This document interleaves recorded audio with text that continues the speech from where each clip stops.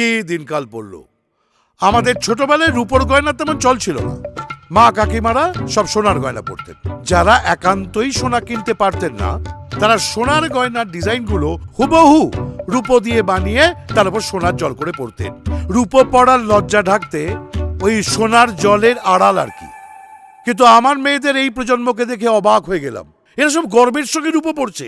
আমার মেয়ে তো মাঝে মাঝে বায়না করে আমাকে এইচকে দত্ত জুয়েলার্সে নিয়ে যায় রূপোর গয়না কেনার জন্য।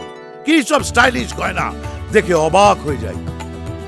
রূপোর জন্য যে আলাদা রকম ডিজাইন হয় সেটা এরা দেখিয়ে দিয়েছে।